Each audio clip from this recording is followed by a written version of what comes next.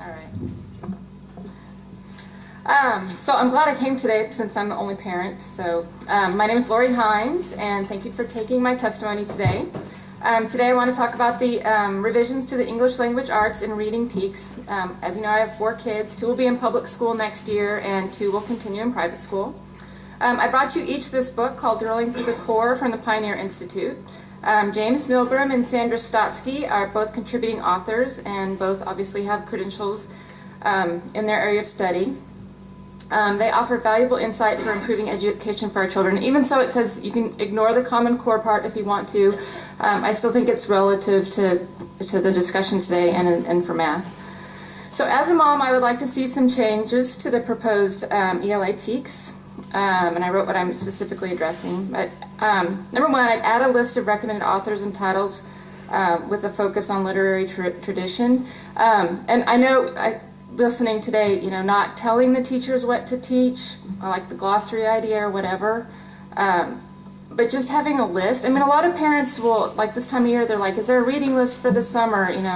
Parents want their kids to read, and we'd like to know, we're not experts, but we would like to know what our kids should be reading. Or if we want to give additional reading, hey, is there a book that's appropriate for them? It's just nice it would be nice to have that. I think we look at the TEKS more than you think. So I call that the missing strand. I mean, it just didn't pop out to me that there's any focus on reading or literature at all. So remove word study and replace it with proper definitions, including philology and etymology. I find it a little ironic that word study replaced the actual definitions of the study of words. And then limiting informational text. I know this has been talked about a little bit. And so I looked up expository while I was sitting there, and that expository writing, from what I understand, is basically informational text. So personal letters, textbooks, business letters, how-to essays, that kind of thing.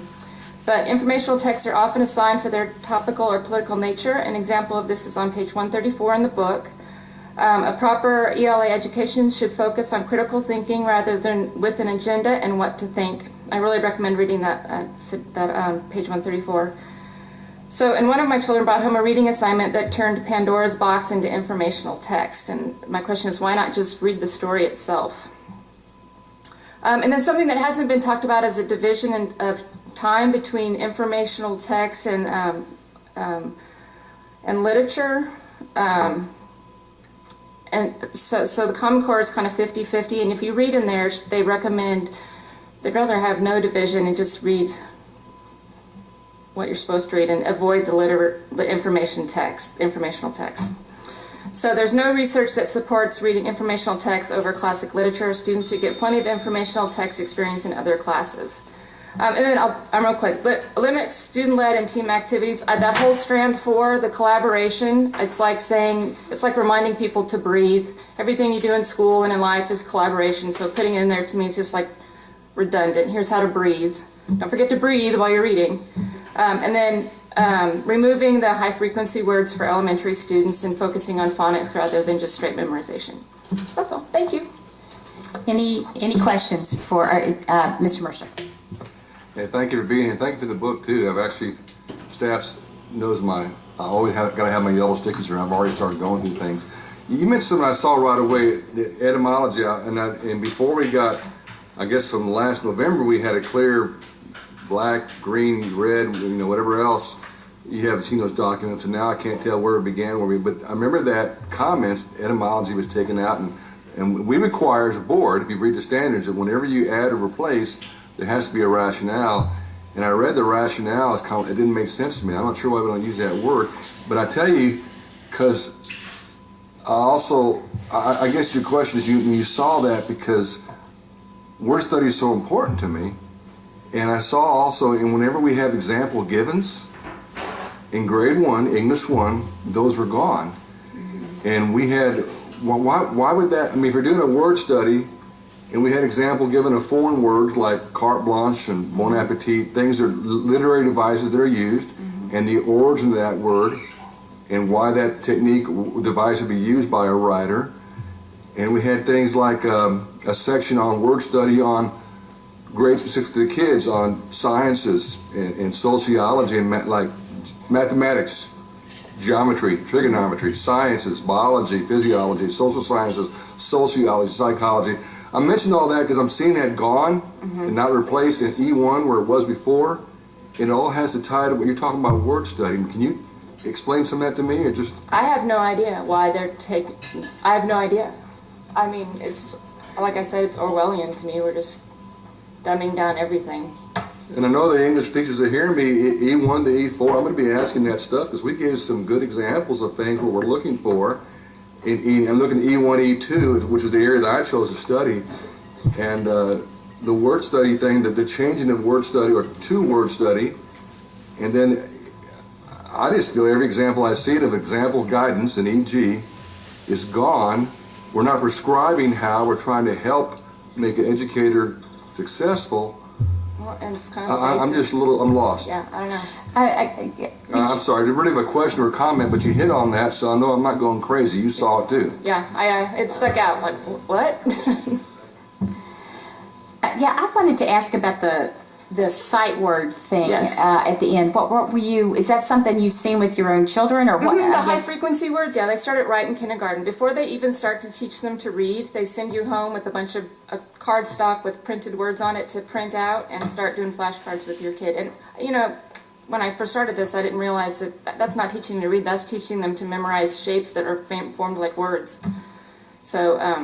Yeah, I mean, it's not phonics, obviously, and I actually did a little bit of research on it, and it's interesting that this whole style of learning with the looking at the word and just memorizing the word and not how to read it was started in like the 1800s, and 50 years later, dyslexia came on the radar. So, you know, whether there's a correlation, but this type of reading, I mean, we're supposed to be doing phonics. Yeah. Okay, I was just wondering if you'd seen that or something. Yeah, I think in probably first, second, third, they're sent home with words just to memorize. Okay. Dr. Miller, I mean, I just elevated you. Okay. Mrs. Miller. 75% of our language can be taught by phonics, in other words, with a pattern, okay, through. The other 25% you have to memorize. So it makes sense, obviously, to do the phonics, you know, and to do it more thoroughly. And then you still have to, of course, memorize sight words that don't fit into a pattern. When you mentioned back in the 1800s, what happened, that's how whole word or whole language started. And I think it was someone up in Columbia University, I don't know, was trying to teach deaf children how to read. And so he came up with a 3x5 card and wrote the word, whole word. Yeah. And then he just flipped it, and lo and behold, they could read it, and they were memorizing it. And suddenly it just took off, and it just spread like wildfire, and everybody thought, aha, we have a new way to teach reading. Well, it's the lazy way of teach reading, you all, because what happens is the teacher says, well, when you get to a word you don't know, just come and ask me and I'll tell you. So that's memorizing with no pattern behind it at all.